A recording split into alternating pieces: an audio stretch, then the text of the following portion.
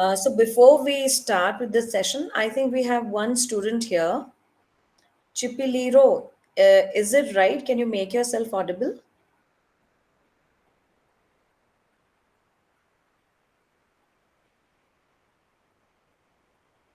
Okay. So, Yes, yes, okay. yes. Hi. This is Chipiliro. Yeah, this is Chipiro Zimba. Okay. How are you doing? I'm good, madam, and you? I'm good as well. Thank you so much. Ah, great, And great. welcome to this session. Okay, I can see you now. Welcome to this session. Thank you. So we will try to make this session as interactive as possible. And I will be presenting to you Uh, the content for the first block.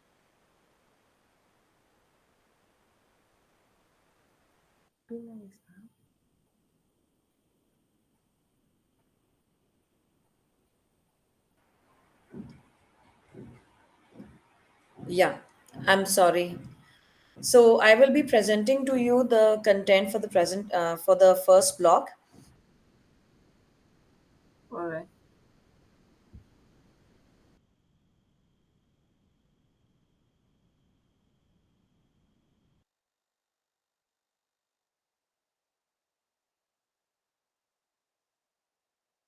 Chegou.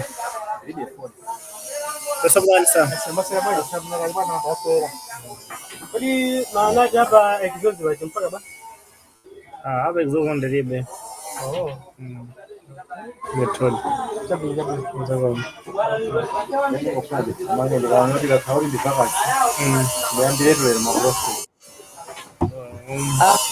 Uh, can you, is it Candiro? Can you just mute yourself, Remove it. please? Okay. Can you please mute yourself?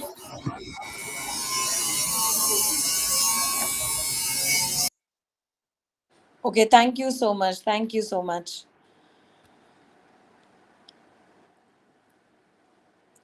So, again, welcome all of you to this first session of the subject BSW 127, that's public health and HIV/AIDS. Now, we will try to make this session as interactive as possible. In case if you have any problems, then you can just ask them towards the end of the session. Okay, so we will deal with all those problems relating to the content. And for any other questions, of course, we can have a question answer session towards the end of this session. Okay, and basically, this session is all about the concept of public health and the concept of HIV/AIDS. Okay, so basically, there are two concepts in this particular block that we will be dealing with. One is public health. Now, if anybody can tell me what do you understand by public health?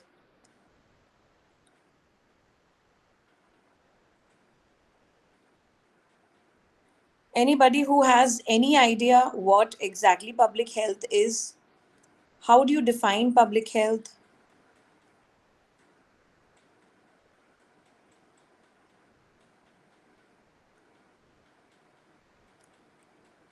Okay, anyways. So basically, public health deals with broadening the concept of health and taking it to the community level. Okay. Here we discussed various concepts related to health, that is, sanitation, hygiene, basically, what are the various things that impact health of individuals. And we deal with how these things can be easily controlled, how we can promote health and well-being of communities at large. Now, as I've already said, that this particular part will concentrate itself on HIV. Now, HIV is again something. It is an epidemic which has impacted almost, in fact, all the countries in the world. There is not a single country, which has not been impacted by this disease, and it has very huge, you can say, repercussions for the population as such. And till now, they have not been able to successfully find any cure for this disease. But the governments world over, they have tried to control the spread of HIV infection among the population, and they have taken up various steps on controlling this disease. You know how you can control the onset of this spread of this disease among the population. Now, first of all, in this particular class, we will be dealing with the first block of the public health and HIV/AIDS. Now, this block has 5 units. The first unit is introduction to public health, where we'll be dealing with the concept of public health, what is meant by public health, why it is important, and the second unit it deals with the components of public health. What are the various components of public health? Third unit is talking basically about what, why, and how of HIV/AIDS. So you will get a good understanding of exactly what HIV/AIDS is, how does it spread to other individuals from one individual. And in the fourth unit, we will be talking about the various misconceptions that are related to HIV/AIDS. And the fifth unit is talking about the history of HIV/AIDS. That is how this disease was identified, how it spread to other parts of the world, and how did actually it became an epidemic, world over. It really matlab concerning the government everywhere. Now, objective of this block is to understand the make you understand the history of medicines. So basically, what medicines are, how this the entire concept of medicine started, what were the practices which were there prevailing in the ancient times, how did they change over a period of time, and the current system of medicines that we have globally. We will also explain, you will also be able to understand the background of public health. So, what is meant by public health? Then you will be able to describe what public health is, okay?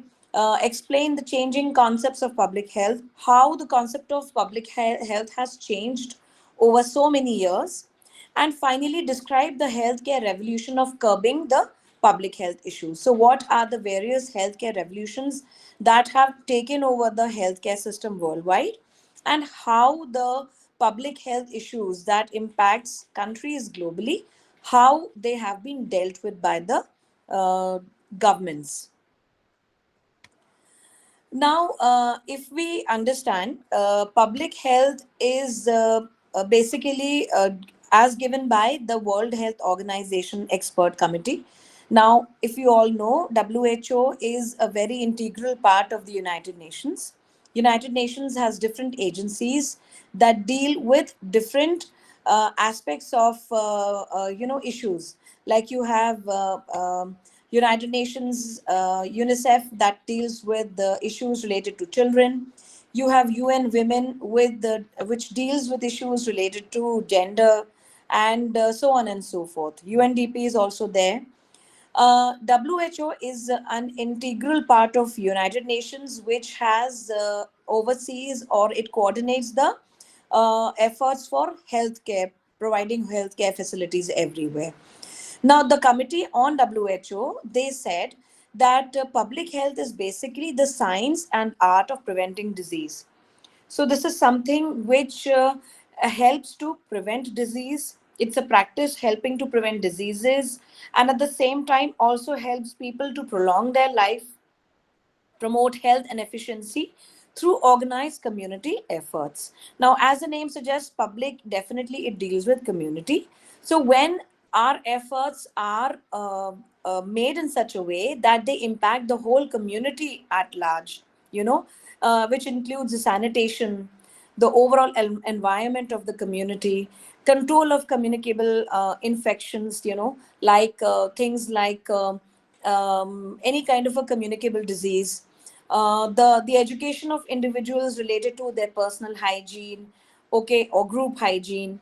organization of medical and nursing services, so providing healthcare facilities to the communities for early diagnosis and preventive measures, and the development of social machinery to ensure that every individual, okay, need to have a particular standard of living, which is important for maintaining their overall health and well-being. So, one, when you organize all these benefits in order to enable every citizen to realize their birthright of living a healthy and long life, this is exactly what is meant by public health.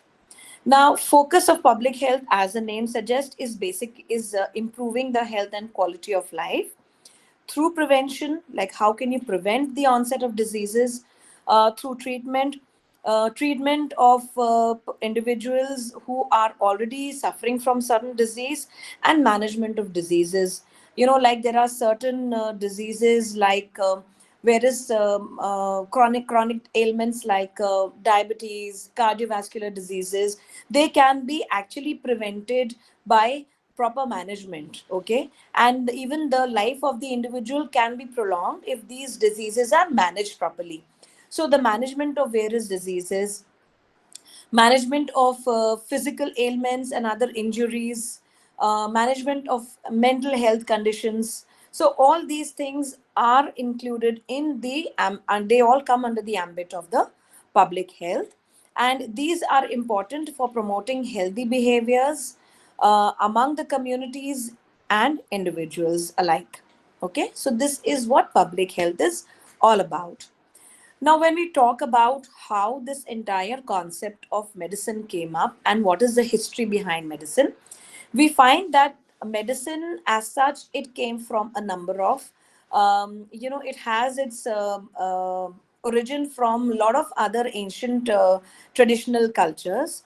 There are a number of ancient civilizations that were responsible for introducing a number of system of treatments like which included culmination of traditional cultures, biological and natural sciences, and also social and behavioral sciences. So it was basically a culmination of all these aspects. So in ancient times, and even now, you can see in many societies, health and illness, they are interpreted in a more cosmological perspective. Like you generally say that, okay, they are actually as a result of, some, because the gods are angry or something like that. There are still cultures like that who interpret the health and well-being in terms of a cosmological perspective, and their medicines are heavily dominated by magical and religious beliefs. So even now, you see that there are a number of tribal groups. Even in your part of the world, you will come across a number of tribal groups who have these, belief in magic and other religious beliefs. They will be having a witch doctor who is treating them through some kind of incantations or, some other rituals. So it is still very much prevalent, especially in the developing world. In most of the developing country, you will have this kind of attitude towards medicine in many communities. So the people, they usually attributed diseases and calamities to some evil spirits, okay, and they always thought that by applying different means we can drive away such evil spirits. Like by appeasing gods through prayers, by rituals and sacrifices, also using charms and amulets, etc. So people, they still do this. It is not something which is totally now not practiced, but it is still practiced in several parts of the countries across the world. Now, in many parts of the world, traditional system of medicines emerged in several ancient civilizations. Okay, like you have ancient Indian civilizations, Chinese civilizations, Egyptian civilizations, and Greek civilizations, which have actually contributed to the emergence of various systems of medicines. Like in ancient India, for example, we have the Ayurvedic and the Siddha. These are two systems of medicines which are still very much practiced across the country. Now, Chinese, they are known for their, practice of this belief in the yin and the yang, that is the male and the female energies, and how you can, any kind of imbalance in these energies lead to the onset of various diseases. Then there were also the Egyptian populations who have talked about great length, and in fact, they had a large number of drugs, which were extracted from number of herbs and other medicinal plants, which they used to do, which they used to give to the patients to in order to cure several types of diseases. And even the Greeks, they had also developed a various an elaborate system of medicines. This was passed on again to the Roman civilization, who developed this concept further.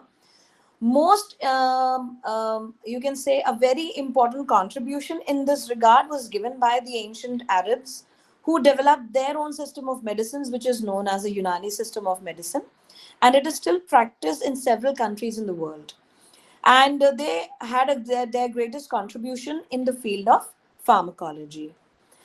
Um, Now, the spread of Christianity in several parts of the world led to establishment of hospitals. And in fact, the first hospital on record in England was built in York in 937 AD. So, in this way, we find that from different periods of times, every particular civilization or they have contributed to this development of this system of medicine, to different systems of medicines in their own way. And this is how we see development of medicine through the historical period. Now, the period from 1453 to 1600 AD, this is considered to be one of the most vital period in the history of medicines in the world. Okay, this was actually the beginning of the modern system of medicines in many parts of the world, especially in Europe. The 17th and the 18th centuries, these periods are marked by the discoveries of circulation of blood, which was done in 1628 by William Harvey. And of course, you have the invention of microscope, which was done by Leeuwenhoek as early as 1670. Okay. And then there were other very important discoveries and inventions which were made in the field of medicine. For example, vaccination against smallpox was made by Edward Jenner in 1796. Okay. Now, this was the first vaccination which came up and it started a chain reaction which led to a new era of evolution of public health across the globe. Now, industrial revolution, we can say that this started in 18th century in Europe. Now, anybody can tell me what exactly industrial revolution is all about? Anybody has any idea about industrial revolution? Ever heard of?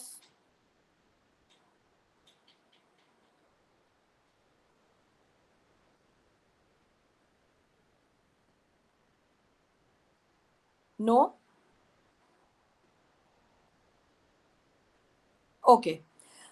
Industrial revolution is actually started in the 18th century in Europe, and Britain was the first country which was responsible for starting this industrial revolution.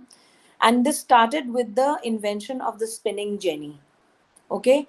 Now, spinning jenny is basically a machine which was used to make produce cloth, and this started actually a whole revolution in itself, where this entire concept of large factories came up. Okay, so the factory system came into existence, and with factory systems, a lot many social changes came about.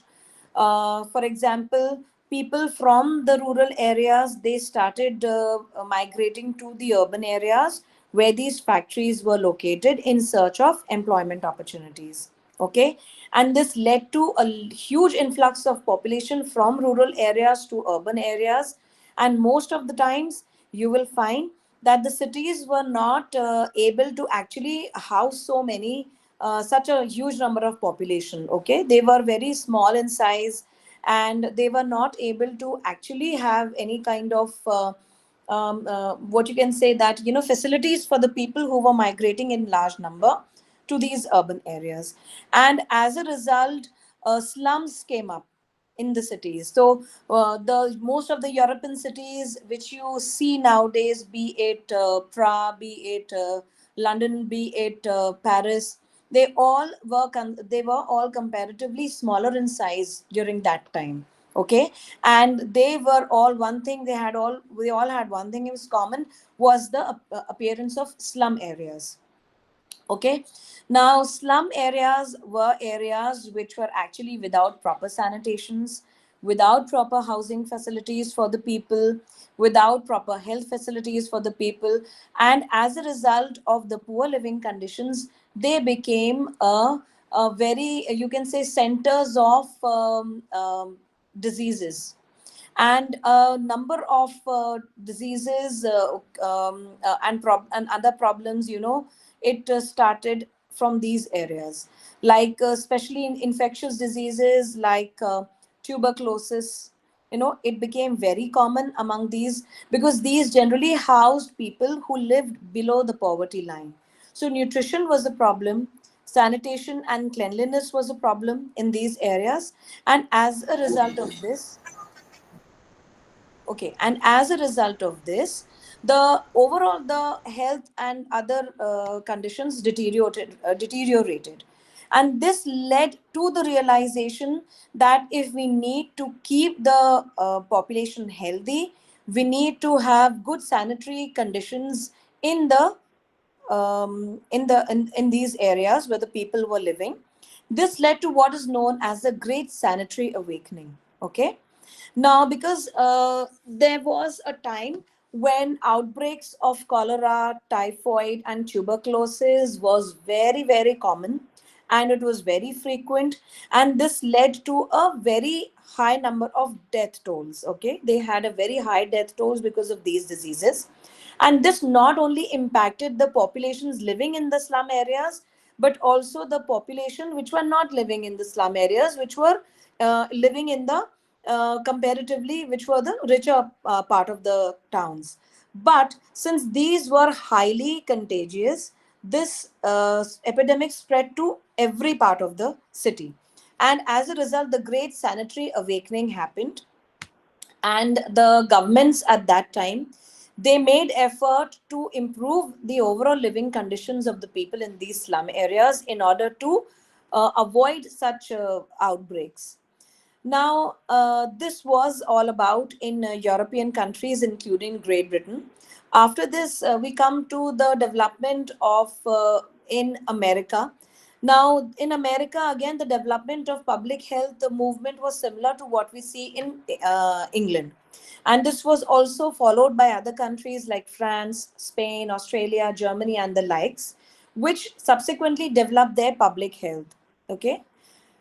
Now, by the beginning of the 20th century, there was a broad foundation of public health, and which was led by this understanding of having clean surroundings, clean water facilities for the people, proper housing conditions, and control of offensive trade. So, all these things were the main center, or rather, you can say that the government were very much interested in providing these facilities to the people, and especially in the Western world.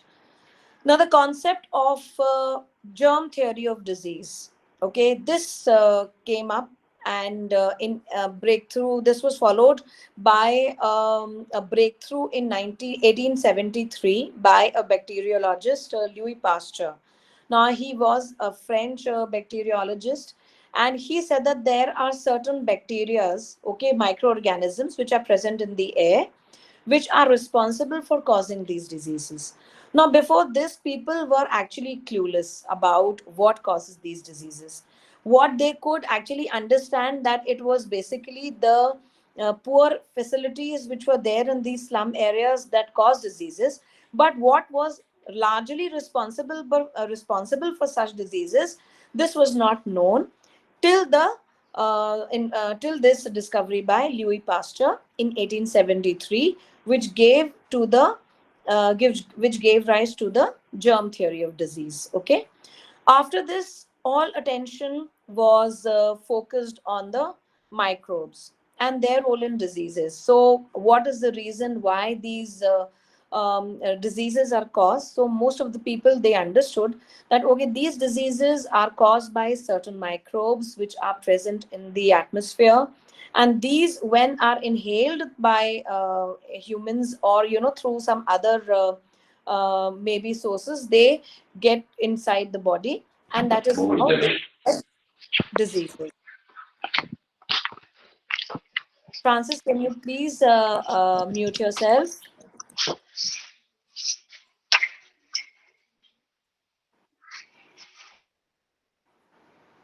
Thank you.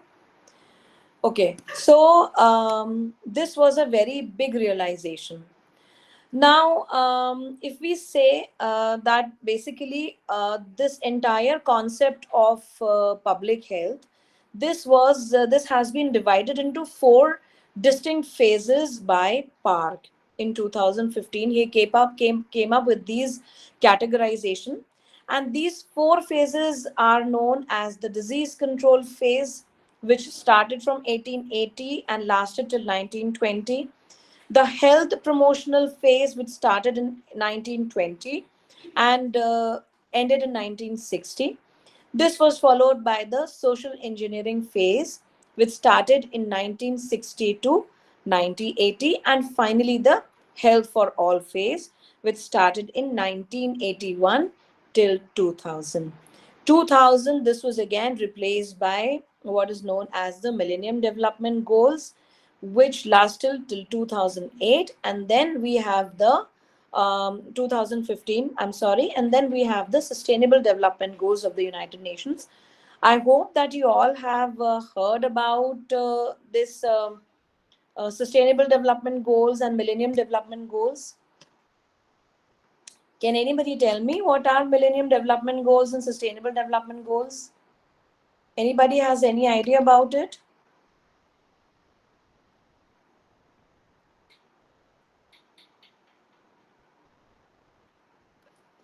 I think we can really do well if we participate more. As in, I would really like to have you people speak up, or anything, whatever you know about this particular thing. Yes, Francis, you have something to say? Yes, ma'am. I wanted to say that these were strategies that were developed by United Nations Okay. to help both the developed and the developing countries to attain a certain level of economic stability. They had to range from environmental, health, Mhm. economics, agriculture, etc. Okay, good. Thank you, Francis. Thank you so much.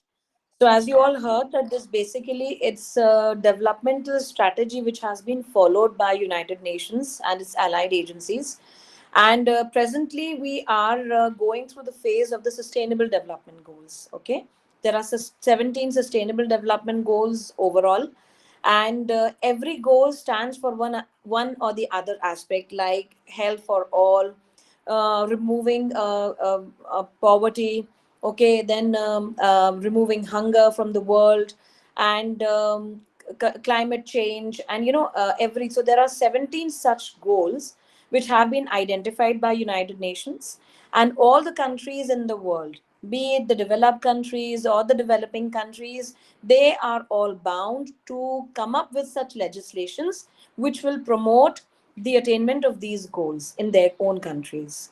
Okay. Now, going back to the different phases of public health, we find that there are four phases as given by Parks. So, the first phase, which lasted from 1880 to 1920, was a disease control phase. Now, this is the phase where the main focus of the government was on how to control diseases, onset of diseases. Okay, like as we always like we have already discussed that the development of slum areas in these cities led to outbreak of frequent outbreak of several contagious diseases, and as a result of this, the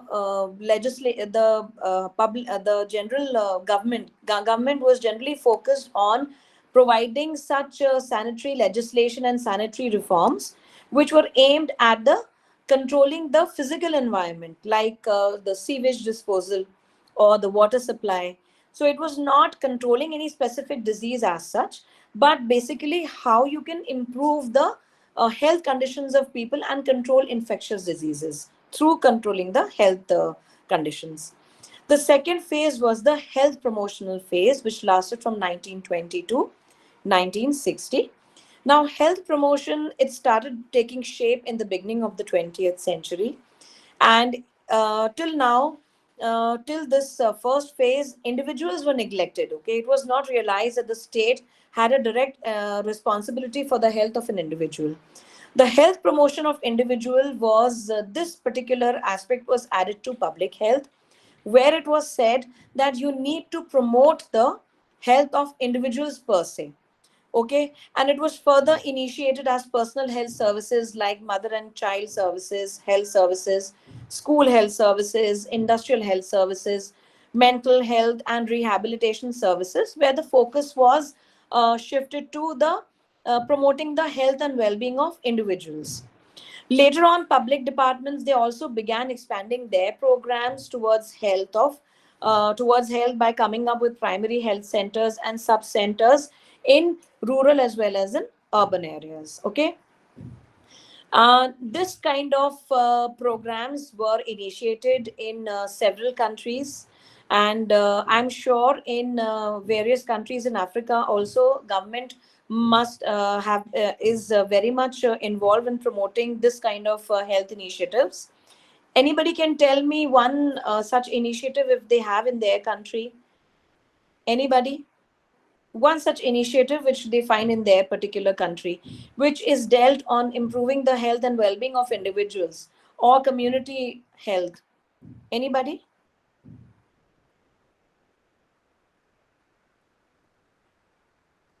May you come again on the question, ma'am? Oh yes, I meant if you can give me a name of such community program on promoting health and well-being of individuals, some program which has been initiated in your country by the government.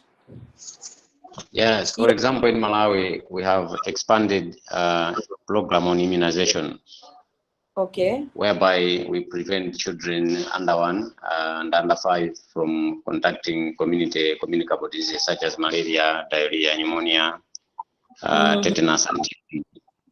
Okay. So we have some hands up over Candiro and Anas. Yes, Candiro. Yeah, I was trying to explain the same as Francis what I've already explained, that here in Malawi there's campaign to provide vaccines to prevent disease like polio, measles, or COVID-19. Sure, thanks. Okay. Hello, here we in Nigeria, we have a lot, but the one that is very popular is primary health care, where they Okay. campaign for eradication of malaria and so on. Thank you, ma'am. Thank you so much, Anas. Thank you. And I'm really glad that you have finally started participating in the class. Yes, Ahmed. Yes, what do you want to say? Yes, here in Nigeria, we have in our community we have community health educator who they have provided some service on health like cholera prevention awareness and hygiene promoting in the community to the people Okay. who are living in the communities. Okay. Okay. Okay, thank you. Thank you, Ahmed. So we see that several countries across the world, they have started these programs for promoting health and well-being of individuals. Even in India, the government of India started with a very elaborate program, which was called as the Community Development Programs, which introduced certain developmental initiatives which were aimed at improving the standard of living of the people. And this one important aspect under this was improvising the healthcare facilities, both in the urban as well as in the rural areas. Now, after the health promotional phase, we come to the social engineering phase. Now, due to advances in practices related to health, public health, the pattern of diseases it began to change both in the developing as well as the developed world. Okay, so we see that earlier we had more instances of various communicable diseases and contagious diseases which were there, like cholera was there. Okay, typhoid was there, and some other diseases which were basically more when it came to outbreak. But now, if we say when the times are changing and as the health facilities are improvising in various parts of the world, this pattern of diseases has also changed. Okay, now I'm sorry. Now you have more health problems in the form of several chronic diseases. Okay, like diabetes is there, cancer is there, cardiovascular diseases are there, and this is largely because of the changing standard of living, the changing pattern of living of people. So especially in the developed country and even in developing countries, like India is known for the prevalence of diabetes and cardiovascular diseases. And because the life style of the people, the lifestyle of the people has changed immensely. You know, nowadays you have more sedentary practices where people are sitting for most of the times, because this is related to their work and some other aspects, and this makes them very prone to these chronic diseases. So now this public health has entered into a new phase where you are talking about, how to prevent and manage these diseases, and this is what is known as a social engineering phase. Okay, this lasted till 1980 in many countries, and this was basically this was moved into preventing behavioral changes and providing rehabilitative aspects of chronic diseases. So how can you sensitize the people of bringing about changes in their habits, bringing about changes in their lifestyles, and how you can provide rehabilitative services to people who are suffering from this disease. Okay, the last phase of public health is what is known as health for all phase, which started in 1981 till 2000 AD. In this phase, we see that most people in the developed countries and elite of the developing countries, they have been enjoying all the health determinants, like education, they have adequate income, they have nutrition, they have safe drinking water and sanitation and other services. Unfortunately, a small percentage of population in the developing countries had access to health services of any kind. So whereas in developed countries it's a norm, in most of the developing countries majority of population, they are still struggling to have proper health facilities and other facilities, and there is kind of a global health gap which you can see. Now, this Health for All phase was targeted in overcoming this gap, which you can see in these countries, whether in the developed countries and the developing countries, how you can provide such facilities to the people living in the developing countries, and most of the, and since the neglected world's population too, because they too have an equal claim on the healthcare. Okay, and how can you provide the primary healthcare services to people, especially in the rural areas, which are actually devoid of such a facility. So health for all basically was aimed at overcoming this gap which we saw earlier. Now, over the period of time, there has been a changing concept in the public health. Like you generally have two major branches in public health. One is what is known as the curative medicine. Okay. Now, and the other one is known as the preventive medicines. Now, the pattern of diseases, as we have seen, it began to change to non communicable diseases in the modern times.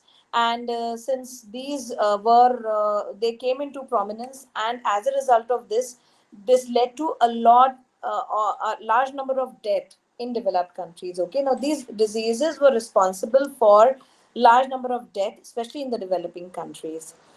And there again began a realization that there are other factors also that are related to the uh, uh, spread of diseases. Okay, like you have the social factors, the social environment in which the individual is living, the economic environment.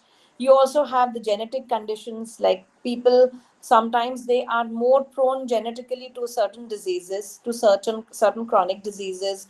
Okay, then there is also the environmental aspect, which very much impacts an individual, and also the psychological factors. Now, all these factors were important, and they are all linked to an individual's lifestyle and the behavior.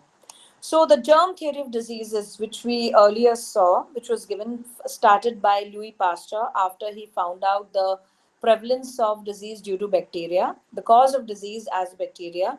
The germ theory of disease, this gave place to a newer concept of disease, which is known as a multifactorial causation. Now, multifactorial causation means that there are several factors or several causes that are behind the prevalence of certain diseases or most of the diseases. Okay, now epidemiologists world over, they have significantly contributed to the concept of multifactorial causes of diseases, and also several risk factors which are associated with the disease. Like, for example, we all know that there is a strong relationship between obesity and several chronic diseases like high blood pressure, diabetes, and cardiovascular diseases. So this is basically what is the multifactorial causes of diseases, that there are several factors which lead to what diseases. Now, curative medicine is basically, it started during the mid 20th century. There was a profound revolution, which was brought about by the allopathic medicines. Now, allopathic medicines has been defined as a treatment of disease by the use of drugs, which produces a reaction that itself neutralizes the disease. Like most of the hospitals, modern day hospitals, they are using this allopathic system of medicine. Okay, this is known as the modern system of medicine, where you treat patients with different drugs, okay, in order to cure the ailment. The primary objective of curative medicine is the removal of disease from the patient. So, how you can remove the disease from the patient? How it is done? By giving these drugs or medicines to the patients. The medical technologies, they have also developed, due to advancement in science and technology. And now we understand the human body much more as compared to what our understanding of our human body was uh, in the previous times. Also, there are certain specializations nowadays. We see that even in the medical field, you have so many specializations. Like you have, specializations related to ophthalmology, then cardiology, gynecology, which relate to one or the other special areas. So you have people who will be treating only the children. You will be have you There are doctors who will be treating only diseases of the heart or the circulatory system, and then diseases for women. So there you will find that nowadays we have more and more specializations that are coming up. And not only specializations, within the specializations, now you have super specialities. Okay, so they are basically have studied that particular aspect of medicines to a very great extent, that now they are like super specialists in that particular aspect of medicine. So all this has actually increased our knowledge about the human body, about how diseases impact the human body, and the knowledge of drugs and their impact on the various diseases. So this is all about curative medicine related to the allopathic system of medicine. The second is what is known as a preventive medicine.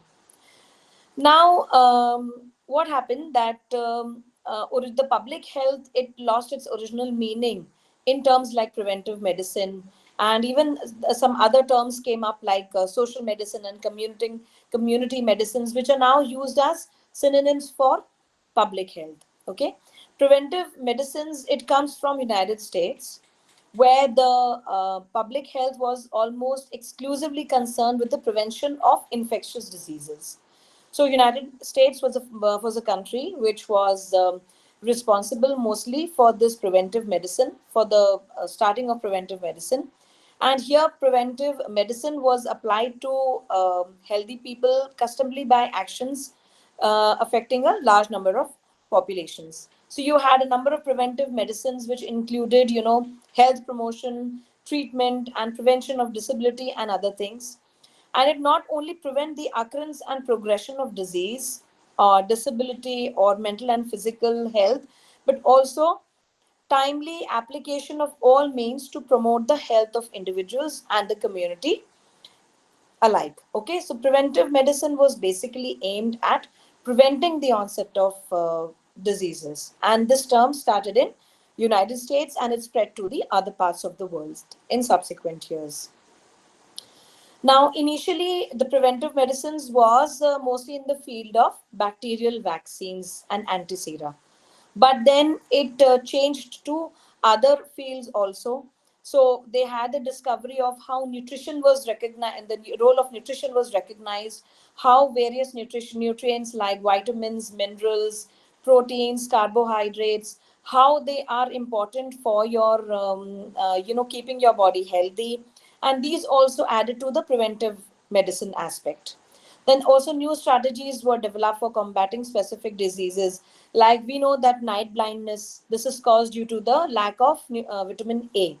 So you came up with a number of, injections, supplementary injections and other medicines which were given to people in order to prevent such disorders, all these things. Then there was also discovery of synthetic insecticides, like you have DDT, malathion and others, in order to bring about the changes in the control of vector-borne diseases. Now, vector-borne diseases means such diseases which are spread by certain organisms, like for example, malaria that is spread through biting of mosquito, right? So these are spread through these organisms, and preventive medicines aimed at controlling these vectors which carried the germs for the diseases. Okay, so they carried the bacteria, mosquitoes carried the bacteria and other organisms which were responsible for causing diseases in humans. So this also became a part of strategy for preventive medicines. Okay, then later in the 20th century we find that the development of screening of the diagnosis of disease at the preliminary stage, it became very important part of the medicine. So now the doctors, they had that understanding that once the diseases are diagnosed at an earlier stage, they can be managed quite well. And sometimes most of the dreaded diseases, that we come across, like for example cancer, that is also known that if they are actually screened at an earlier stage during the initial stages, it becomes easy to or rather possible to actually cure the patient of the medicine. So you started screening of for these diseases. Also, there were other things like population control. Now, population control, why it became important in preventive medicine? Can anybody tell me why population control is important part of preventive medicine? Anybody?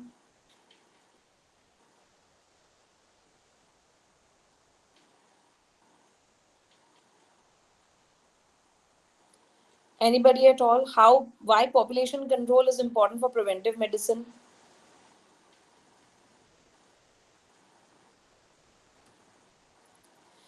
Okay, see, we have seen that higher population, or you can say that more number of people, it becomes difficult to provide the basic facilities to such people. It becomes difficult, and it is difficult to manage things when the population is larger. It becomes difficult to provide healthcare facilities, because of the limited number of resources.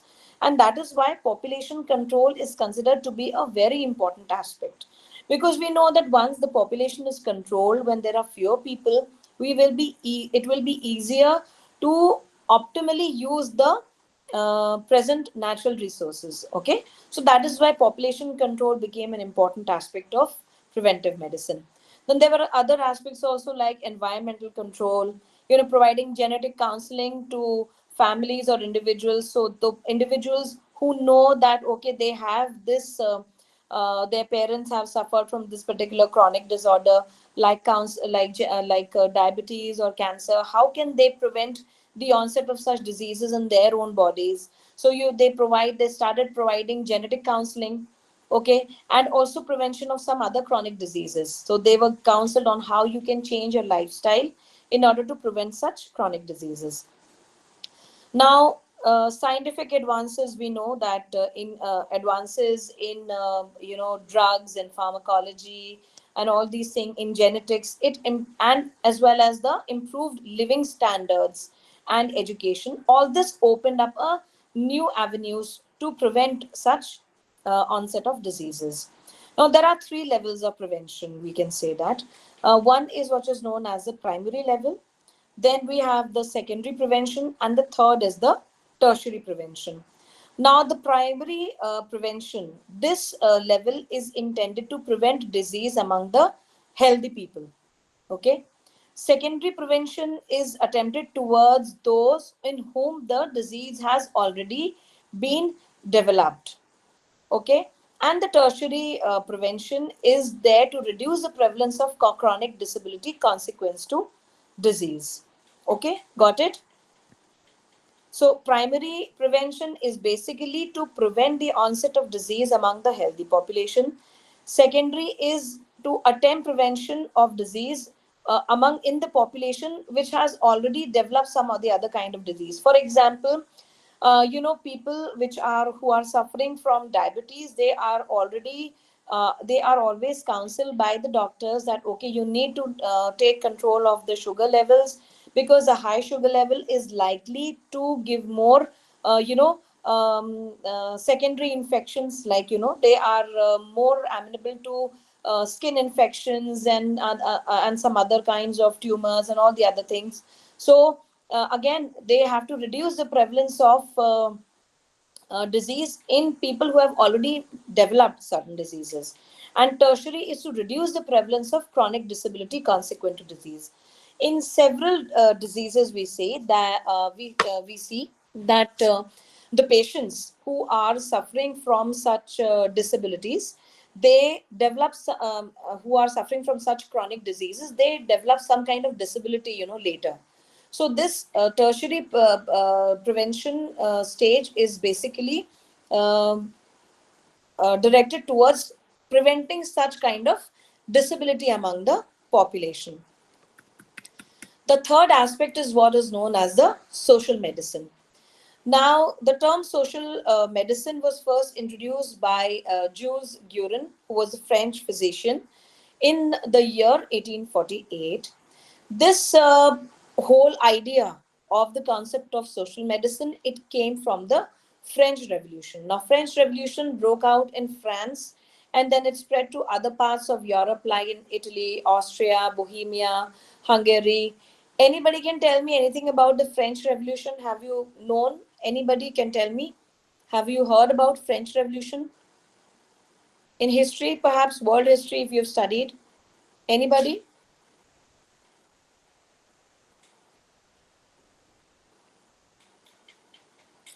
Okay, the French Revolution was basically a revolution which took part in France, and this was to uh, overthrow the then French emperor, who was basically,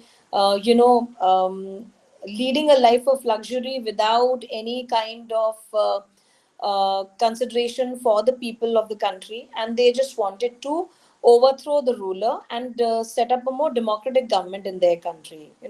So this was what is known as the French Revolution. So this idea of social medicine was conceived during that period, and this was again revived in the year 1911 uh, by an individual who stressed the importance of social factors in um, the etiology of disease, which is known as a social pathology. So he said that basically, whenever a certain disease spreads, or whenever there is a spread of certain disease, you have there are certain social factors which are very much behind it. Now, social medicine, if we say, it is termed as a study of man as a social being in his total environment. So we see the whole environment of the individual in which he or she is living. Okay, so we study the man as a social being in his environment, in his total environment. So social medicine, it reflected a concern with the role of social factors, so how social factors are important in preventing diseases and providing medical care. It is also concerned with various factors affecting the distribution of health, including the health services. So basically, it's an extension of the public health, and the idea reflects a strong relationship between medicines and social issues. So until unless the social issues are dealt with, it is difficult to just provide health facilities to individuals, and expect that they will get all right. What happens, like for example, we know that stress is one major factor behind a lot of chronic diseases.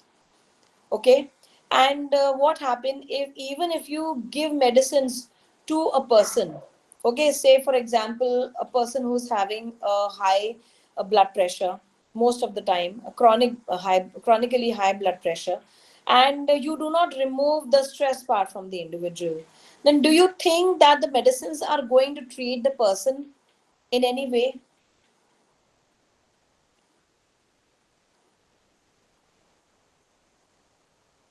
Yeah, anybody?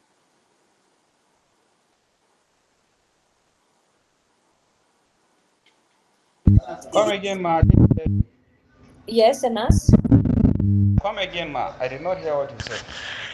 Okay, I was asking that if you want to, say, heal a person who is suffering from a chronic high blood pressure, and if you give him medicines, are the medicines enough to treat that particular condition in a person?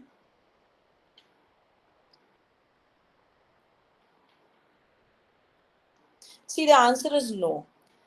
Yes, Francis? Yes, as you have already said that the answer is no. Concern Yes. to say that high blood pressure has several factors that causes high blood pressure. Apart from biological factors, we have environmental factors, the Yes, psychological yes. factors, and the medicine alone cannot heal the patient unless he combines with a social behavior modification, diet. Yes, true. So we say that there are so many factors that are responsible for a disease, and unless you deal with all these And some factors, it exercises is and difficult refraining to hold. from maybe stressful moments. So, Okay. Yes. Yes. Right. So, so just medicines are not sufficient to treat certain conditions. It has to be seen holistically. So you have to see what all other factors are actually responsible for that person having that condition. Okay, it could be high stress. It could be some other ailment. It could also be some other genetic conditions. So all these things, they have to be taken into consideration when we are treating a particular patient for a disease. Now, social medicine, it stands upon two pillars. One is what is known as medicine, and the other is known as sociology. Social medicine is concerned with the health of groups of individuals, and individuals within these groups, with a view to create, promote, preserve, and maintain optimal health among the individuals. Okay, now so actually you are practicing medicine for the whole community. You're using tools for diagnosing community ills. Okay, because for example, there are certain diseases which you will find are more prevalent in particular communities as compared to others. For example, in India, I will give you an example. There was this particular tribal community which was living besides a particular or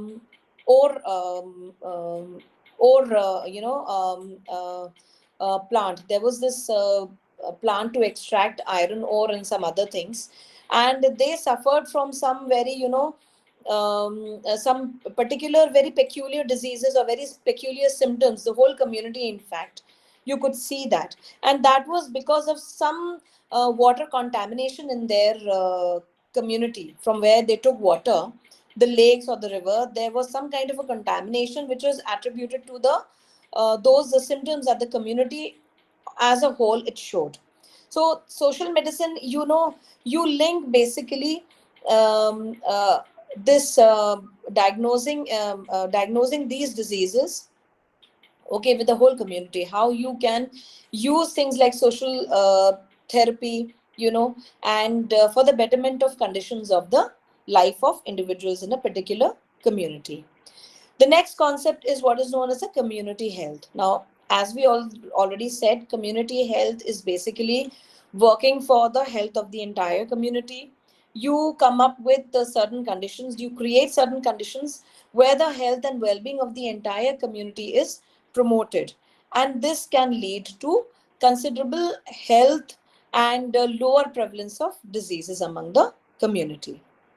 After that, we also come about this concept of community and the family medicine. Now, family and community medicine is basically has been related to the discovery of human, social, local, and cultural aspects of health, okay, and disease. So you recognize that basically family is a focal point of health, and family plays a very important role in promoting the health and well-being of individuals.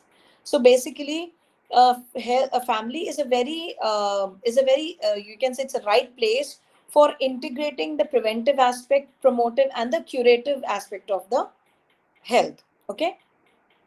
Family oriented medicines is basically applied to the care of patients and their families, and it becomes a kind of a specialty of practice. Okay, I'm sorry. Now, community medicine is activity at the local level. So, how you work at the grassroots level, how you work with the community, and how you work for the betterment of a particular community by providing the healthcare services. Um, After this, we will go to the next concept of healthcare revolution, how the health practices have changed over the period of time, and how we are going through what is known as a healthcare revolution. Now, the standard of health services is not only catering to the real needs of the large section of population. We say that till now that this was not happening.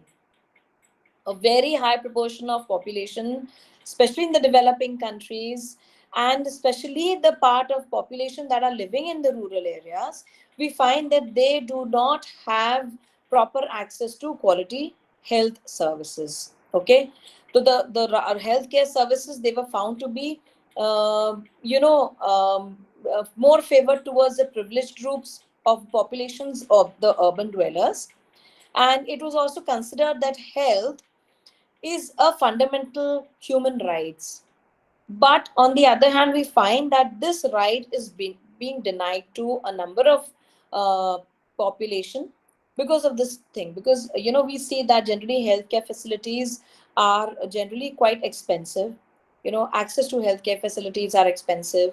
The hospitals, they charge a lot for treatment, and if an individual has any kind of a chronic ailment or something, the medicines are quite expensive, the treatment is very expensive. So generally we see that there is a very a great divide which we see among the privileged class of the persons as well as the underprivileged class of the persons when it comes to providing healthcare facilities to them. Now, to improve the health conditions of all sections of the population, an increasing importance is being given to concepts like, social justice, equity, recognition of role of the community participation. There's also a changing ideas about the nature of health and development. And as a result of this, we came to the concept of what is known as health for all. So even initially, we found that this health for all, this started in the and it professed that it's basically health is a fundamental right, okay, for every individual, and that every individual needs to be given easy access to healthcare facilities. Okay, we need to improve the health status of individuals across nations, be it the developed or the developing countries, and even within the countries. If there are any inequalities pertaining to healthcare facilities, we need to overcome those inequalities. So, the World Health Organization, at its 30th World Health Assembly, it came that health for all is attainment of a level of health that will enable every individual to lead a socially and economically productive life. Now we know that if a person is suffering from disease, then not only their socially they are impacted, but also it has a long term economic impact also on the individuals. Okay, like your working capacity, it decreases. Individuals are not able to work. This gives rise to a whole set of economic problems with the family, with the individual, and so they have to undergo a lot of hardships because of the ill health of any member of the family. Now, in 1978, the Alma Ata International Conference on Primary Health Care, it reaffirmed that health for all is a major social goal of the governments across nations, and it stated that the best approach to achieve the goal of health for all is by providing the primary health care. Now, what is meant by the primary health care? Can anybody tell me what is meant by primary health care?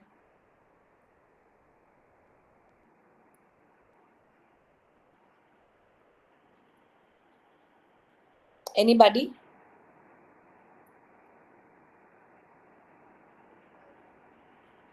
Grace, are you there with us?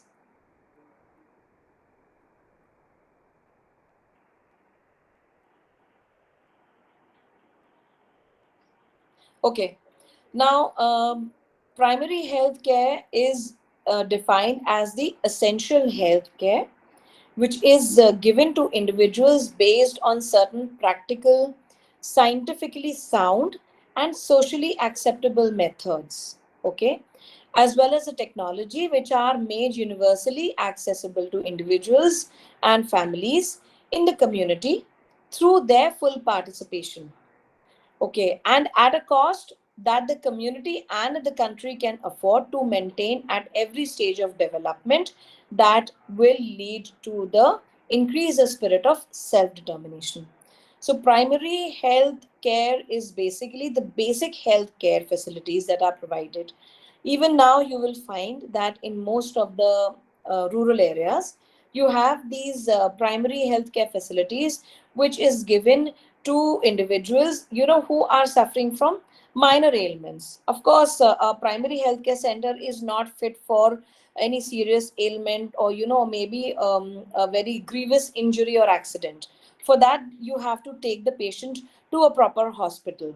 Okay, but a primary health center is there in most of the rural areas, and even in some neighborhoods in urban areas, which cater to the basic needs, health needs of the individuals. So if a person is suffering from a minor cold, or maybe a slight fever, or maybe some minor injury like cuts and burns and all that, minor cuts and burns, they can easily go to these primary healthcare centers, and they can get medicines for their ailments.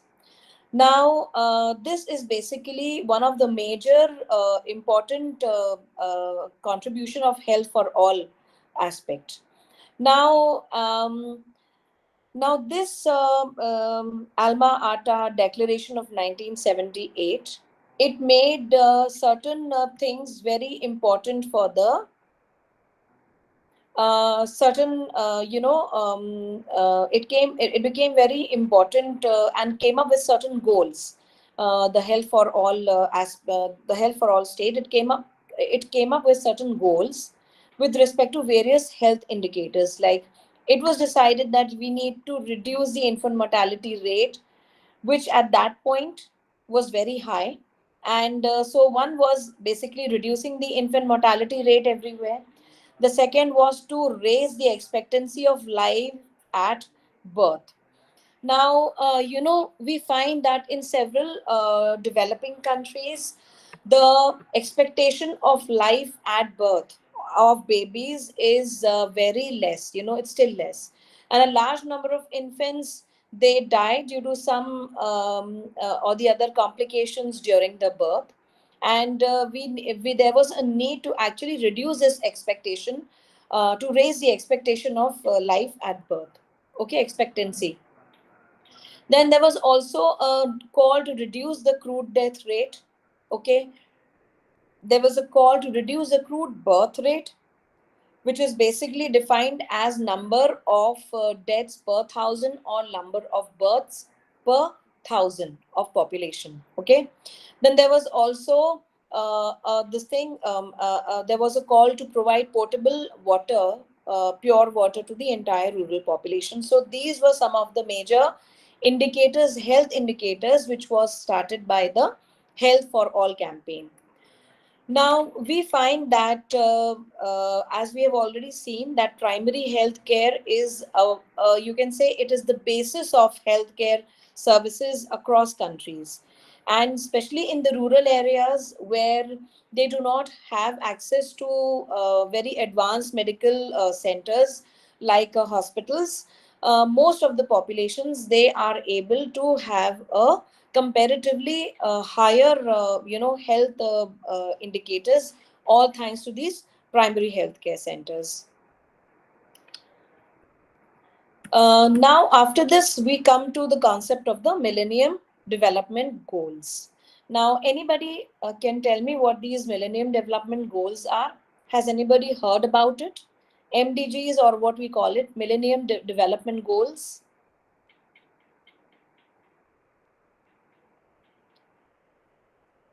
Anybody? Ahmed or Francis? Anybody can tell me? MDGs. Have you ever heard about MDGs? Yes, ma'am. Yes.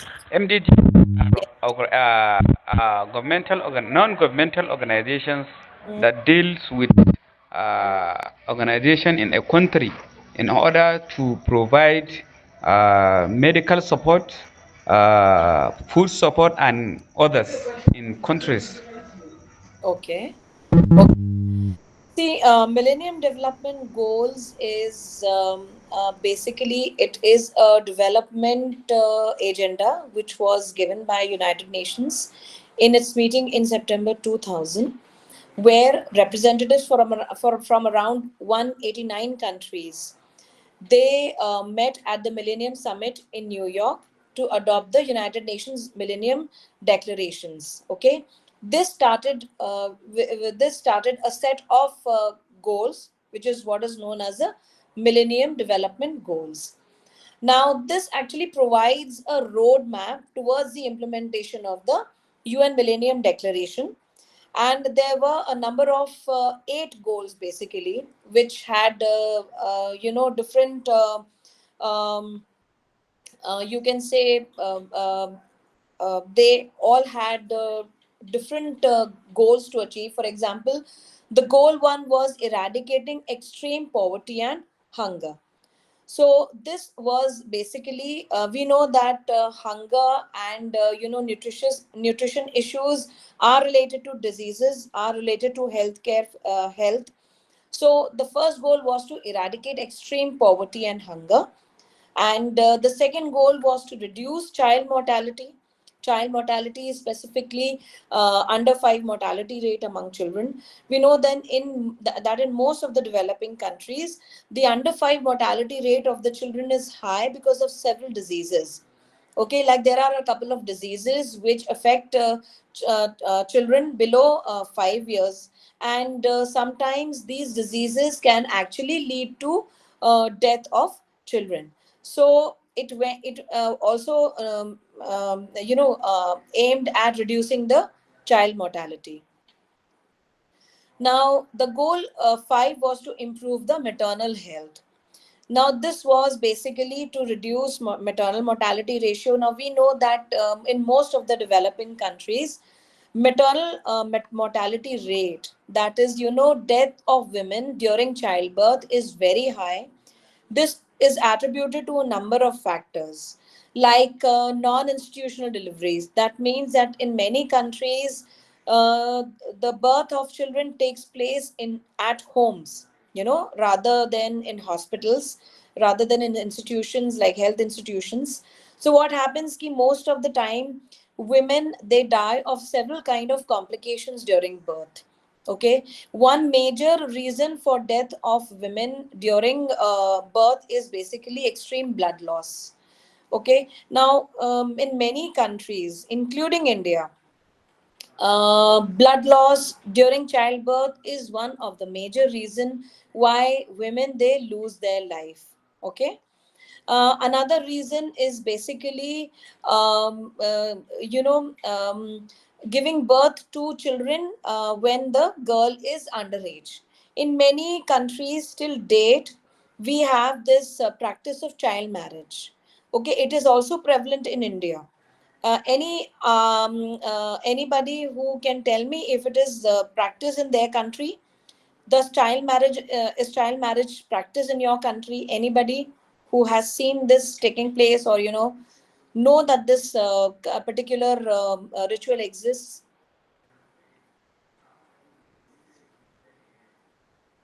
And what is child marriage? Anybody? What is child marriage?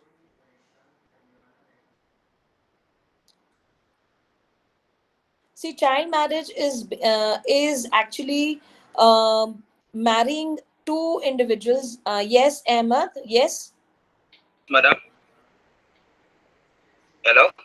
yes, Ahmed. Okay. Yes, yes. Yes, hello. Yeah. Okay. Here in our country, yes, we're facing this challenge of early forced marriage. But what I want to Okay. say now, the early forced marriage is, I think, is you can they can just get married at the age of 17 to 16, rather than Oh, they can get okay. married at the age of 18 to 20 or 22.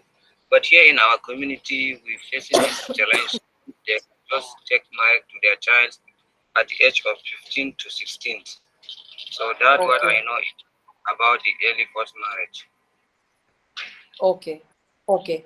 So we see that child marriage is prevalent. Child marriage is basically marrying two children. Like child is defined as any individual who is below the age of 18 years. Okay. So when the marriage happens between two children, that is known as child marriage. Now it has different forms. Sometimes what happens, that there is a huge gap between the two spouses. So sometimes a girl child is married to a man who is actually an adult.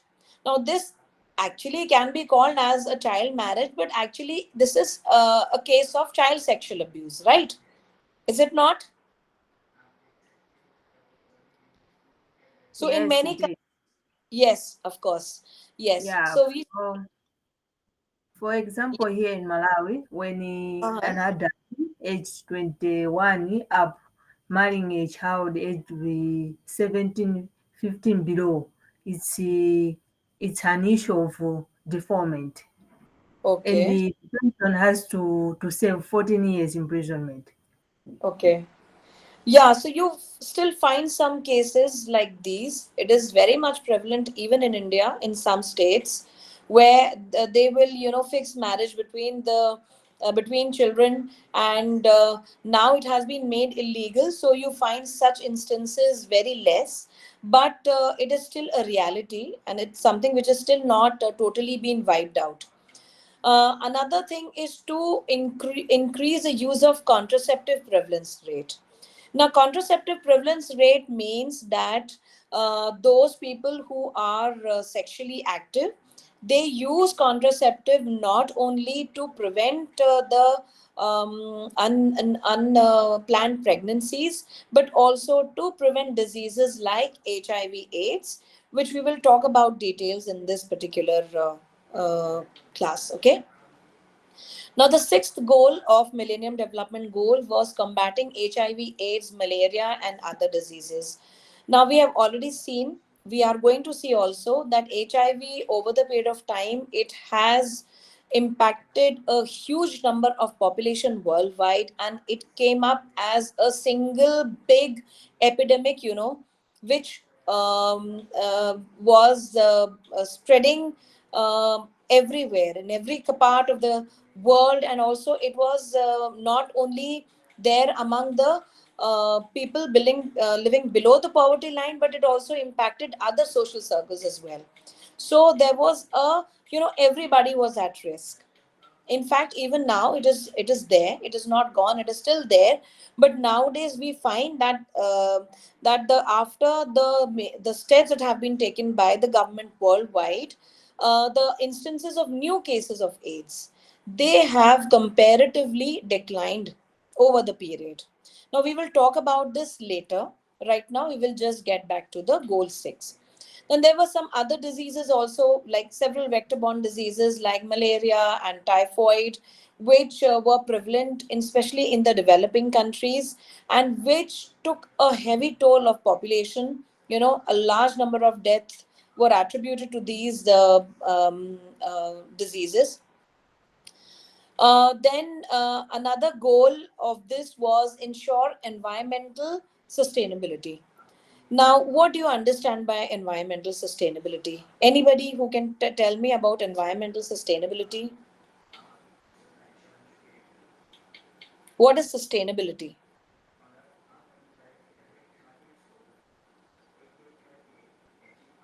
Anybody?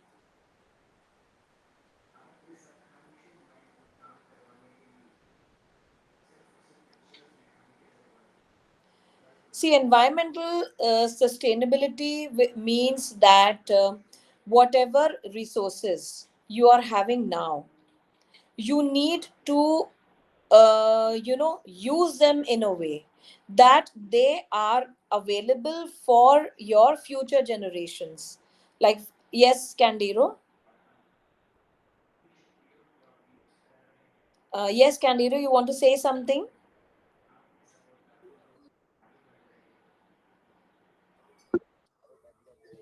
Yes, madam. Yes, Candiro, you were saying something.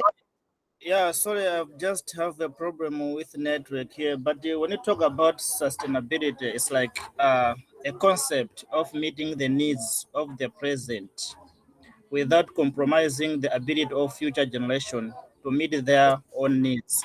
I think it should be like that. Yes, yes, Candiro. That's really nice, and thank you for your input.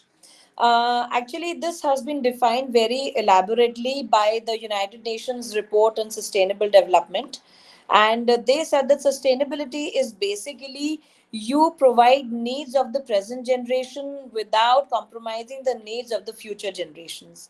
So whatever resources, natural resources or other resources that you're having right now, we need to use it in such a judicious manner that the future generations are not deprived of it. Okay, for example, most of the resources, especially the non-renewable resources. Now, what are non-renewable resources? Non-renewable resources are resources like petroleum and natural gas, which are likely to exhaust, their reserves. We are likely to exhaust their reserves in the coming future because we have used these resources to such an extent that now we are. It is expected in maybe the next 50 to 100 years we will be I think on the verge of finishing all our petroleum reserves across the world. So sustainability is using these resources in a way that our needs are met as well as the needs of the future generations are also met. Okay, so it basically means having a judicious use of resources. After this, the goal 8 talked about the developing global partnership for development. Now, what do you mean by global partnership for development? Anybody can tell me what is meant by global partnership for development?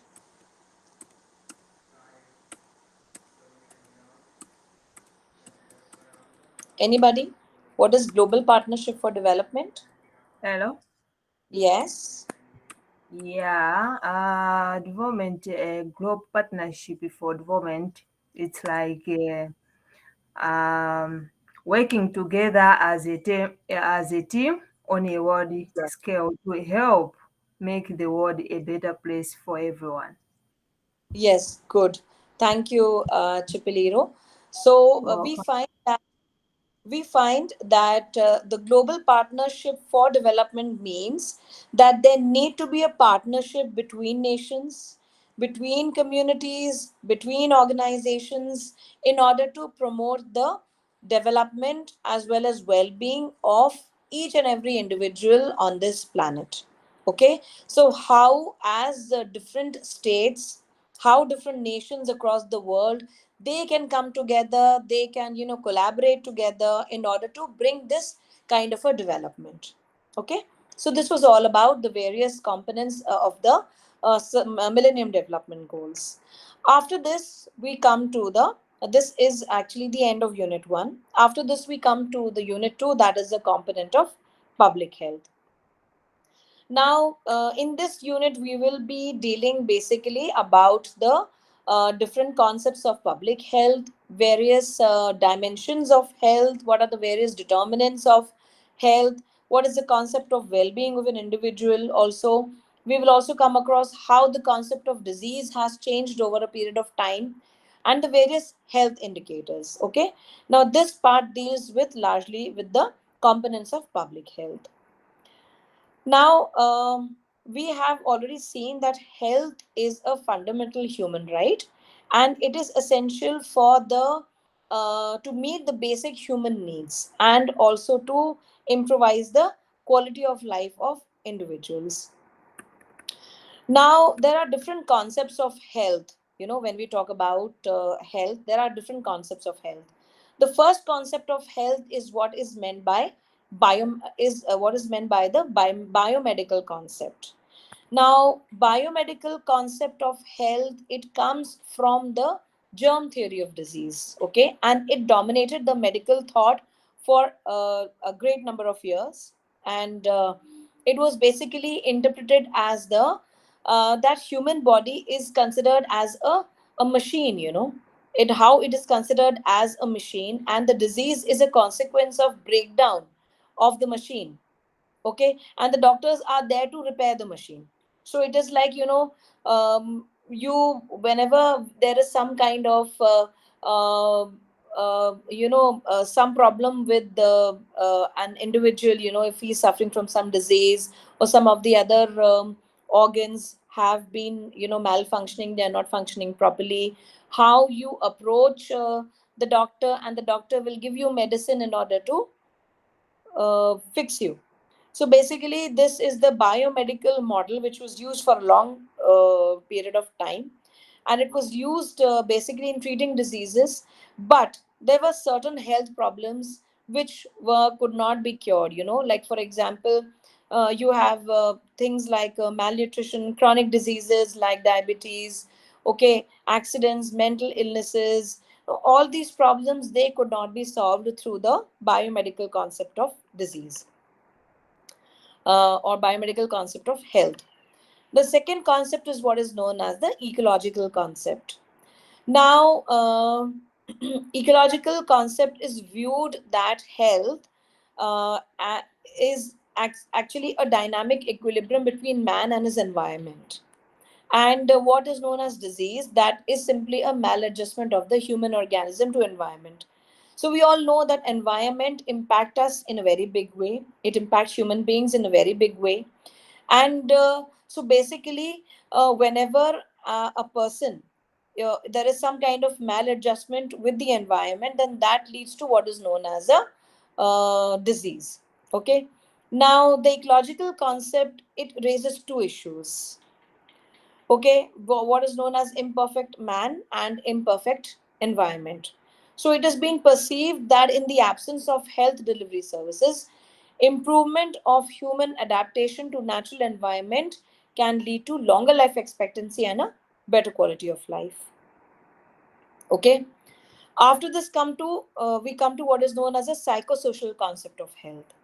Now, in this particular concept, health is viewed as both a biological as well as a social phenomenon. Okay, so it is not just biological concept relating to malfunctioning of a particular part of your body, but also it is a social phenomenon. Okay, so it is influenced by a number of social, psychological, cultural, economic, and political factors. Okay, that is why it is considered to be a psychosocial concept. And another concept of health includes what is known as a holistic concept. So, a holistic concept is inclusive of all these concepts. So, you have the biomedical concept of health, the ecological concept of health, the psychosocial concept of health. All these will, together they will form what is known as a holistic concept.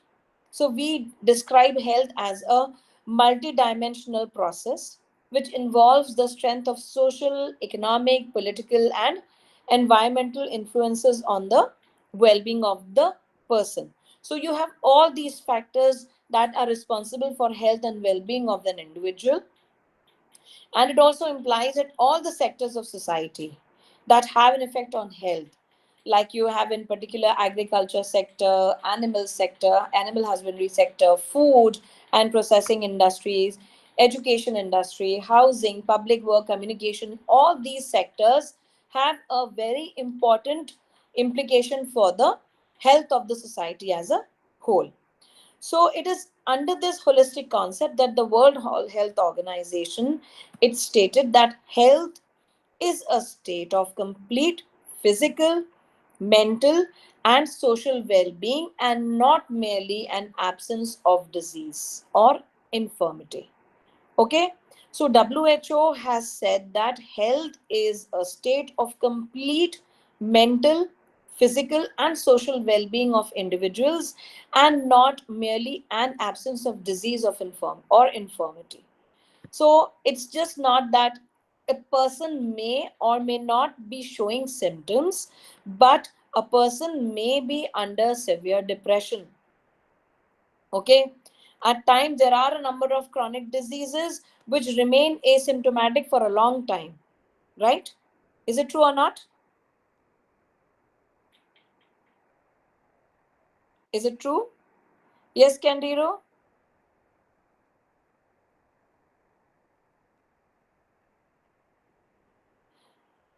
Okay, so That yes, is true, ma'am. yes, Francis. Okay, Yes, that is true. okay. Yes, it's So true.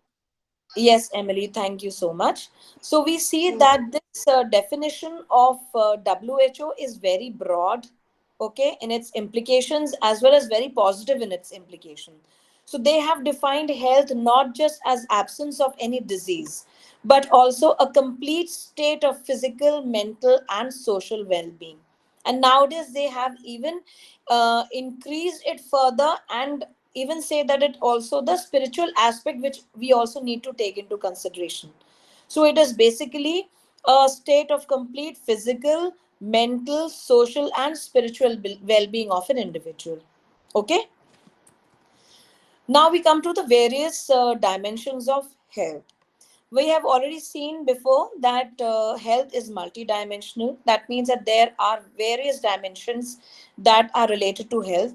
Like you have the physical dimension, you have the mental dimension, there is a social dimension, there is a spiritual dimension, okay, and also you have the emotional and the vocational dimension as well. Now, all these they interact with another, and they give us the various multidimensional concept of health. Okay, now the physical dimension. Now first is the physical dimension. The physical state of physical health, it basically implies the notion of perfect functioning of the body, as in your entire system, your body as a system, it is in perfect order, it is in perfect, it is functioning perfectly. There is no disease as such. All the organs are working well. Every cell, every organ is in a state of well-being. They are working at their optimum capacity, and they are in perfect harmony with each other. And obviously, if we need to, and there are certain signs which have been attributed to good physical health. Okay, like for example, a clean skin, bright eyes, a good lustrous hair. Okay, and a good overall a good BMI. Okay, that is the basic the body. There is this BMI which is known. Okay, so that BMI, that has to be good, like an individual is not too fat, it's not too lean. Okay, and there need to be a good appetite, sound sleep, regular activity. So if an individual is doing all these, okay, easily good coordinated bodily movement. So if an individual is having all these attributes, then they say that he or she is in a good physical condition. Now, medicine, they have brought about different tools and techniques for assessment of the physical health of individuals. Okay, like for example, there is this concept of self-assessment of overall health, how you can assess yourself whether you are having some kind of problems or not. If you're having a good health, then inquiry into symptoms of ill health and risk factors. Okay, for example, we will see that if an individual is showing any kind of symptoms of some disease or onset of a disease or any kind of risk factors. For example, if an individual is obese, okay, if an individual is of a higher age, for example, all so and so forth. Then also inquiry into medications, inquiry into levels of activity, how much of activity an individual does in a day. Okay, whether he or she is active, whether inactive, or medium activity, all these things. Then also inquiry into the use of medical services, number of visits to a physicians that you make, or the number of hospitalizations, number of times you have been hospitalized. All these are various assessment of the physical health. Okay, there is also, they have also come up with a standardized questionnaire, to find out about the cardiovascular diseases or respiratory diseases and other such things. So these are the various tools that have come up by the medical science, to assess the health of an individual. Now the second dimension of health is what is known as a mental dimension. Now, mental health is basically an ability to respond to different experiences of life with ease. For example, a person may be undergoing a very traumatic experience of life, or maybe some kind of, problems within the family, or, in that particular community. So it's basically, mental dimension is a state of balance between the individual and the surrounding world. It is the state of harmony between oneself and the others. So how coexistence between the realities of the self and that of other people and that of the environment. Okay, so this is how mental health has been described. This is basically a balance between the individual and the surrounding environment. Now, mental health is a very essential component of health, and we have already seen that without proper mental health, an individual cannot be called physically fit. Okay, and there are a lot of mental health issues that individuals suffer from. For example, there are things like, persons may be suffering from anxiety, they may be under suffering from depression, or maybe from some other mental health related problems. And these in turn, they have some very strong repercussions on the overall physical health of the individuals. Okay, like we know that a person with depression, or with anxiety, they might develop some kind of a physical symptoms. Okay, like a person, if he or she is having an anxiety attack, you may have, like increased blood pressure or increased heartbeat, all these things, maybe even gasping, all these things a person may undergo when he or she is having some or the other kind of a mental health issue. Then there is a social dimension which says that individuals, human beings are social animals. Okay, and so their social well-being and their harmony with their community, with their family, that is very important.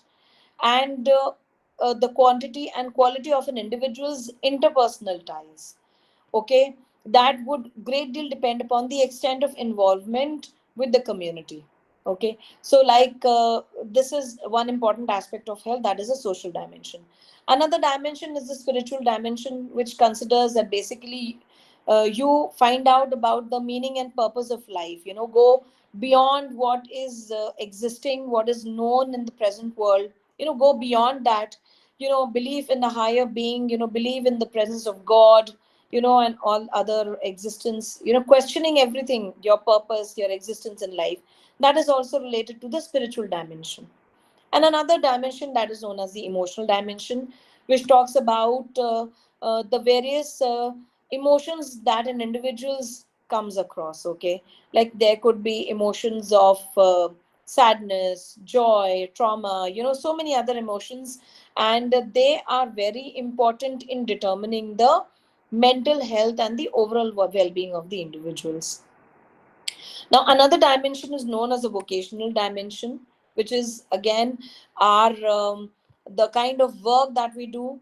Now, how our work impact our health. For example, if we are not working in good conditions, then they that can attribute to a number of physical and mental ailments.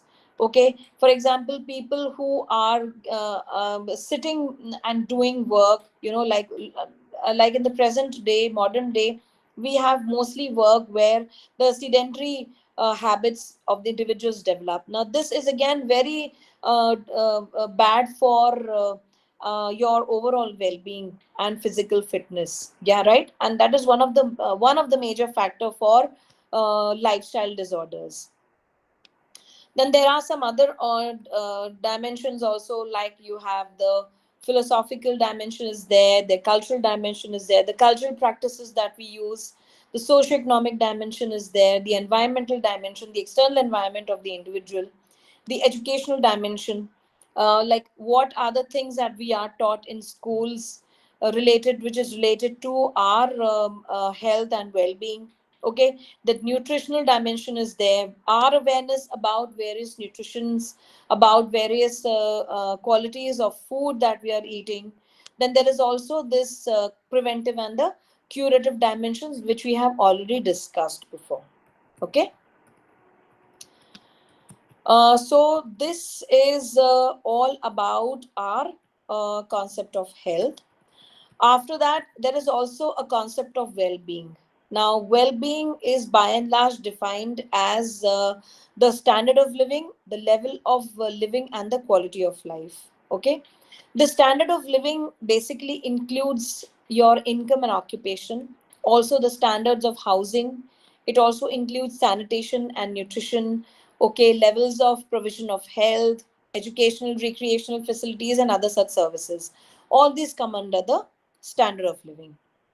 Level of living as described by Park is basically consists of 9 components, which will include our health, our food consumption, education, occupation, working conditions, etc.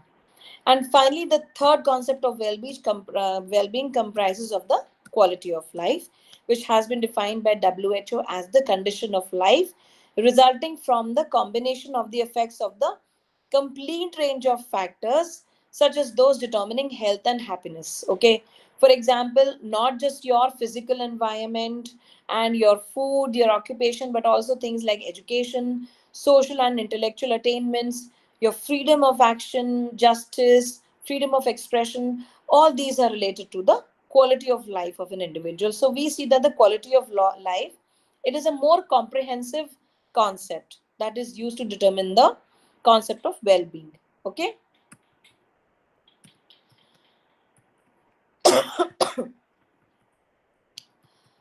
any questions till now?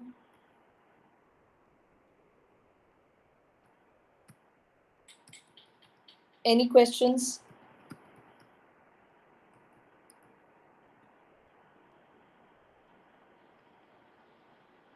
Okay, then there are some other concepts also which we come across when we talk about this whole concept of determinants of health. So we have understood the concepts related to health. Now we will talk about the determinants of health. So what are the determinants of health? How these determinants work? When we talk about that health is multifactorial, what all factors are responsible. One is the biological determinants. Biological determinants means the you're largely the biological makeup or the genetic makeup of an individual. Now we know that individual inherits a lot of qualities, genetic qualities from their parents as well as their other ancestors, right? A number of diseases, they have their genetic origin. There are a number of chromosomal anomalies, metabolism errors or metabolic errors, mental retardation, and other such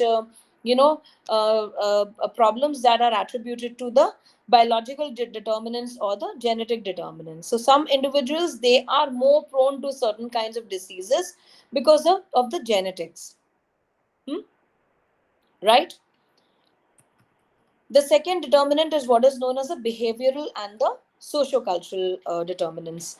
Now, behavioral determinants means your habits, your behavior. So, what kind of a cultural pattern or the behavioral pattern that you follow? Okay, like individuals, they are addicted to smoking or consumption of alcohol or other some drugs, which they may develop through the process of socialization. For example, peer pressure is one major cause of substance abuse. And so basically all these lifestyles, they are learned through various social interactions. So children might see their parents doing it, or somebody from their family who is doing it, or their neighborhood, or even among their friends, and then they pick up these habits. So this behavioral and socio-cultural conditions, they are very much an important determinant of health. Another determinant is known as the environment. Now, environment could either be the internal environment or the external environment. Okay, internal environment means the environment of the body. So whether each and every component or part of your body, tissues, organs, they are harmoniously in functioning with each other. They are in a harmonious relationship with each other. And the external environment means your the uh, environment outside the body of an individual. Okay, so it's basically the way your living standards, your eating habits, your personal habits, all these form the external environment of the individual. Okay. Another determinant is what is known as the socioeconomic conditions. Now, what are socioeconomic conditions? I'm sorry. Socioeconomic conditions include economic status of an individual. So whether you are having resources to access healthcare, access proper nutrition, all these services, so that's economic status. Education means it influences your health status also. Like sometimes, illiteracy is closely related to things like malnutrition, ill health, high infant and child mortality rates because of and high maternal mortality rates because of the practices that are used. But if people are educated, if they are being given proper, sensitized properly, then all these many of these things, they can be avoided. Then occupation.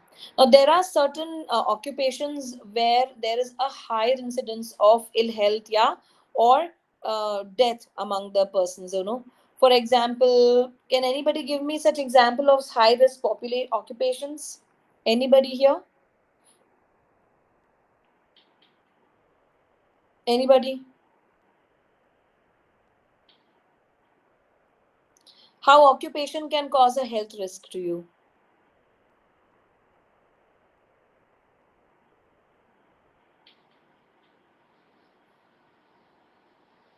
Hmm. Anybody? Okay, now there are certain occupations, there are certain work which can be categorized as a high risk work. For example, we know that prostitution, that is closely related to the spread of several sexually transmitted diseases, and even things like HIV.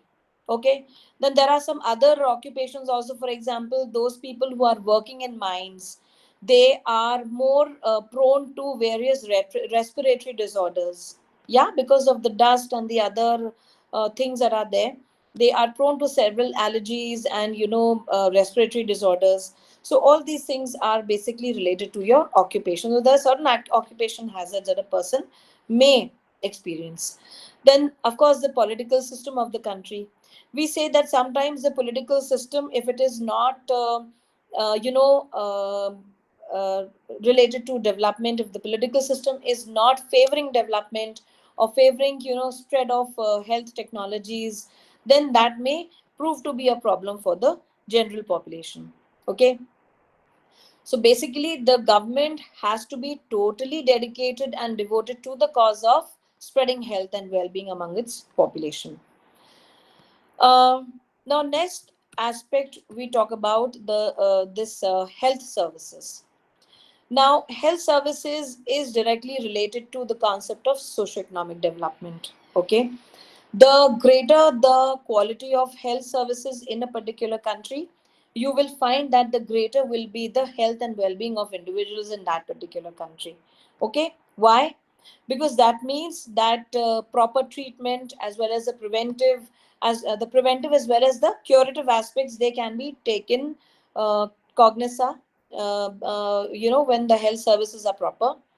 And the health and the family welfare services, they cover the personal and the community services for treatment of diseases. Okay, they are also linked to prevention of illnesses and promotion of overall health and well-being of individuals. Now health services basically are there to improve the health status of population, and health services, they must reach the every part of the population, people who are having control over resources and those who are not having uh, control over their resources. Okay, now such services, they must be staffed, they must be organized, they must be administered, and they must be financed in proper manner. So you need to have proper staff for these services. Like if you have opened a primary health care center, then you need to have doctors and nurses and other paramedical staff. It needs to be organized properly. Okay, like it needs to be functioning properly, it needs to be properly administered, look after, and finally financed. Okay, in a way that you need to have proper facilities given to the people. Medications must be made available to the patients. There must be proper I'm sorry, machines which should be provided for the people. Now, one important component of health that we are seeing in today's world is the concept of aging of population. Can anybody tell me how this concept, aging of population, is, why is it considered to be such an important aspect? Anybody can tell me how aging of population is a concern? Yes, Francis. There are some diseases that are related to age. They cannot be seen in children. They can Hmm? be seen in specific adults. So it's good for planning purposes to say what diseases affect children, what diseases affect adolescents, and what diseases affects the elderly. Okay. See, good. Thank you, Francis. See, aging of population has become a very, very big concern for governments worldwide. Why? Because we know that aging is a natural process which is going to impact every individual. Okay, every individual is going to age someday. Yeah, right. We are going to grow old, and when we grow old, there are a lot of challenges that an individual has to face with regard to their what we can say physical conditions or physical health. Okay, overall the capacity of the body deteriorates as we age and senescence. Okay, so basically we become more prone to several diseases because the working capacity of our organ systems, it all decreases quite substantially. Our working capacity, our capacity to work, our capacity to you know even provide for ourselves, that also decreases once we grow old. So all these are a very major concerns which is facing the governments world over, is that how are we going to tackle this phenomena of aging in a way that we are able to provide for the medical and health facilities of all the population, especially for countries, like China and India, where the population is very large. Right now they are in a stage where most of their population is the young population, okay, the working population. But soon after 50 years this population is definitely going to grow old. Then how we are going to provide medical facilities to such a large number of population? That means that there will be more number of dependents on the working population, right? So that is why aging has become a very important concern. Another important aspect is the concept of gender. Now how can you say why is gender an important concept? Anybody?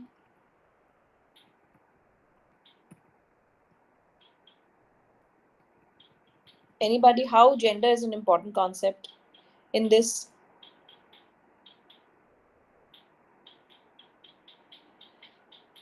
See, there are a lot of issues which are related to health of women and other, as well as the third gender, for example, because more often they have to go through a lot of disparities when it comes to nutrition, provision of reproductive health facilities. There is violence against women and other persons. There is also lifestyle related conditions and occupational environment. All these have become very important when we talk about issues related to women and other gender, okay, like the third gender.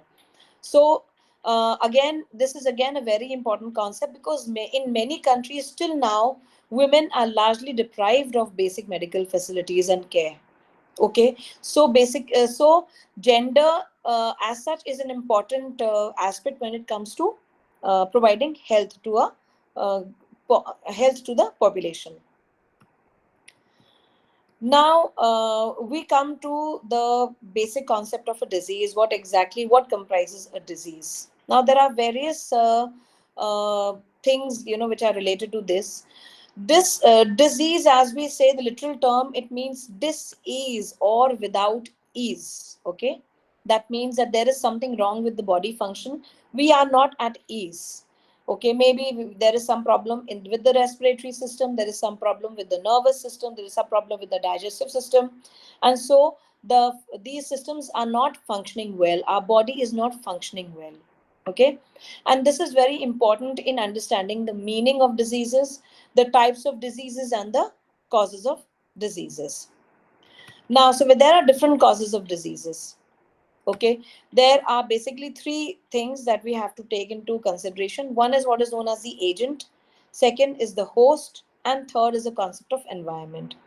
Now, agent factors means that the disease agent may be living or non-living. Okay, the agents which are causing diseases, they could be living or they could be non-living. For example, there could be biological agents like microorganisms, bacteria, viruses, fungi, protozoa, all these things. Okay, there could be nutrient agents also, like proteins, fats, carbohydrates, and excess or deficiency of these nutrients can also cause nutritional diseases inside a body. Then third is the physical agents. Physical agents means that these various aspects of the environment like heat, cold, pressure, radiation, all these things. So this is the basically the physical agents. Then we have the chemical agents, like could be metals, dust fumes, gases, and finally the mechanical agents. Okay, like in terms of injuries or trauma, bruises, fractures. Whenever people meet with accidents or some other traumas. Okay. The second is the host related factors. Host related factors means age of an individual, how age can lead to diseases, how differences in sex can lead to diseases. Okay, for example, we say that cardiovascular diseases are more related to males. Okay, Then hereditary also play a very important role in the occurrence of these diseases in individuals. Apart from this, there is this nutrition, occupation, customs and habits, human behaviors. All these are host agents. Third is the environmental factors, which include the physical environment and your social environment. So, your external environment may be related to, may be attributed to some of the other diseases. For example, poor environment or unsafe drinking water, contaminated soil, poor housing and sanitation facilities. They all relate to increasing the prevalence of diseases in human population. Okay. Now we come to the types of diseases. I think it's already 5 o'clock, but is it okay if I just complete this part? So maybe just 5 minutes more I will take. Now there are basically two types of diseases. Okay, when we say one is what is known as a communicable disease, and the other which is known as the non-communicable disease or chronic diseases. Communicable diseases are diseases which are caused due to specific infectious agents. Okay, like it could be through airborne, it could be waterborne, soil-borne, food-borne. Okay, it can be because of all these factors. Microorganisms resides in these aspects, and then they spread diseases from one person to another. Like common cold is a very important infectious disease that you find. Okay, apart from this, there are also certain other diseases which are communicable diseases. After, apart from this, there are certain non-communicable diseases which are generally not communicated from one person to another. Okay, like these are diseases like most of the chronic disorders like cancer, cardiovascular diseases, diabetes. They are not related to passing on from one generation to another, passing on from one person to another person. They are non-communicable diseases, but they are assuming very increased importance nowadays because of the increasing number of or increasing incidence of such cases in both developed as well as the developing countries. Okay, so this is all about this aspect of public health and diseases and various aspects of diseases. We will continue this particular topic and the rest of the topics in the second class tomorrow. And thank you so much for joining today for this particular session. And looking forward again to meet you all in the second session that will take place tomorrow. Okay, so I will see you all on the on at the online session tomorrow. And I also expect that you will go through the write up, okay, the literature that you have received from the university. Just go through that, and in case if you have any questions, we can take up those questions tomorrow after we complete this particular module. Okay, thank you so much for joining. Any questions on whatever we have studied today? Any questions?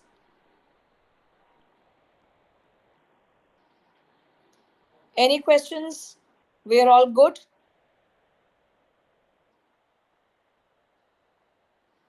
Yes, you are good, ma'am. Thank you for the nice presentation.